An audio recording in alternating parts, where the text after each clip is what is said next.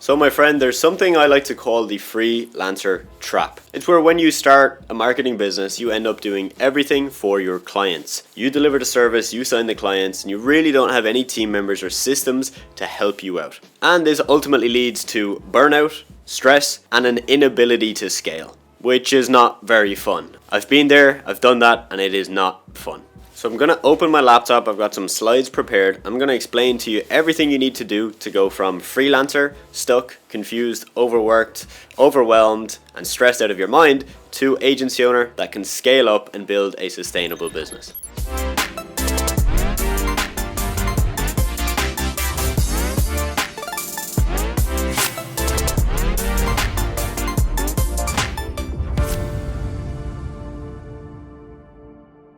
So we don't need to spend too much time on whether you should be a freelancer or an agency owner. I think we've covered that in quite a bit of detail just at the start of this video. Just to give you a quick recap, the freelancer trap is where you feel burnout, you've got a lack of clarity of where your next client is going to come from and how you're going to build a real sustainable business. You're overwhelmed. Most of your time is spent delivering your service to your clients. The other, let's say 20% of your time is actually spent on the revenue generating activities such as outreach, systems, and sales. And you really just don't have consistent growth.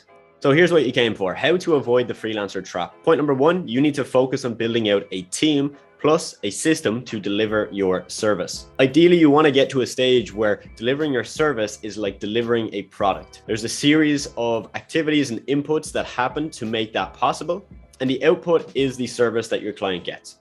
And this should be able to happen without you. This should not be tied to you. It may be tied to you at the start as you're building out your team and your system, but long-term, you should not be involved in service delivery if you really want to scale. You need to be able to set your agency up in this way so that you can now focus on the revenue generating activities, okay? Outreach, sales, and building systems. The key thing you need to be mindful of is that if you want to make this transition from freelancer to, a systematized agency owner, you need to be looking ahead. You need to always be thinking, who is the next person I need to hire? What's the next system I need to build? And you need to predict the problems you're going to experience at every stage of growth before they happen. So before you hit 5K a month, you got to be thinking what you're going to need from 5 to 10K a month. And before you hit 20K a month, you need to be thinking, what do I need to get to that point plus to go beyond that point? And most importantly, you need to have a mindset shift. You need to view yourself now as a business owner, not a tradesperson, not a technician, but someone who operates a business.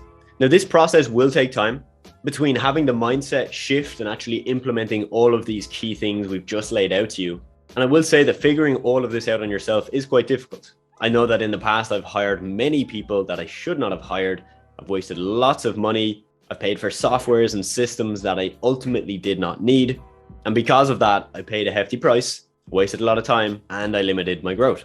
Now, if you do not have any clients right now, you're watching this video and you know that you want to have a systematized agency and you never want to have to make the transition from freelancer to agency owner. You just want to start off the right way. You can do that. It is slightly harder because you have to now hire people and you don't necessarily know what to look for. You don't know how they should be delivering the service. Whereas if you do start as a freelancer, yes, it is difficult to make the transition, but when you hire your first few people, you'll have a better understanding of what they need to do, what skill level they need to have, and how they actually deliver the service. One of my biggest pieces of advice to you right now, if you are a freelancer, you've got a couple clients, you don't really have a systematized agency, is to start documenting what needs to be done in your business and to start removing the things that don't need to be done, the things that don't bring you in new revenue and don't really serve your clients. Because when you can build up a list and a detailed document showing exactly what needs to be done to create content for your client, or to set up the ads for your client, or to onboard a new client, you can then begin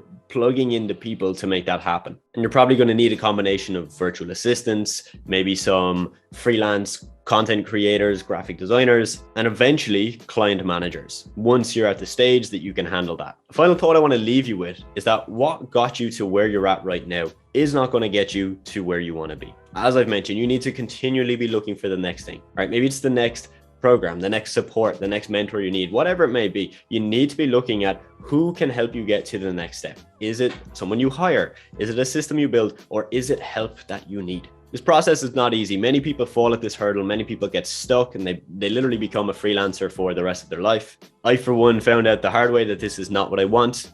And if you too are looking to build that agency that is scalable with the right systems, I'm going to invite you to click the link below this video to book a call with myself, and let's just have a chat. Let's see if I can help you out. Let's see if there's any holes in your agencies that I can spot, and hopefully I can give you some value from there. Also, we've got a free Facebook group. If you want to join that group, the link to that is down in the description as well. We do share some exclusive trainings in there every once in a while, so definitely do check that out.